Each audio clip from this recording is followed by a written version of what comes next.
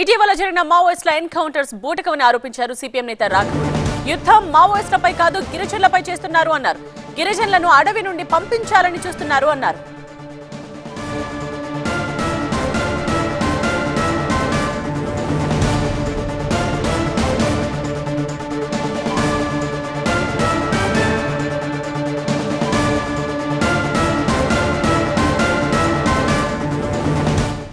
మావోయిస్టులను పట్టుకొని తీసుకెళ్ళి దుర్మార్గంగా క్రూరంగా చిత్రహింసలు చేసి వాళ్ళని తీసుకెళ్ళి అడవుల్లోకి తీసుకెళ్ళి కాల్చి చంపి దాని ఎన్కౌంటర్లుగా చిత్రీకరించే పద్ధతి మన ఈరోజు బీజేపీ కేంద్ర ప్రభుత్వ బలగాలు బీజేపీ ఆధ్వర్యంలో అవి చేస్తున్నాయి.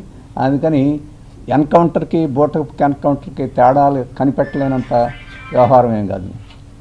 ఎన్కౌంటర్లో పరస్పరం కాల్పులో చనిపోయింది అది వేరే విషయం. కానీ ఈ మధ్యకాలంలో జరిగింది హిడ్మానే కాదు, ఇంకా అనేక మందిని పట్టుకు వెళ్ళి కాల్చి చంపారు. అవి ఎన్కౌంటర్లు కాదు, బూటప్ ఎన్కౌంటర్లు. అది ప్రభుత్వం నిర్వహిస్తున్న హత్యలు. అందుకని అటువంటి వాటినన్నింటినీ విరమించాలి. వాస్తవంగా ఈ సందర్భంలో మరీ అన్యాయం. చర్చలకు మేము సిద్ధం అన్న వాళ్ళని తీసుకెళ్ళి కాల్చి చంపడం. చర్చలకు మేము సిద్ధం కాదు, మేము పోరాటమే కొనసాగిస్తామంటే యుద్ధం చేయడం అది వేరే.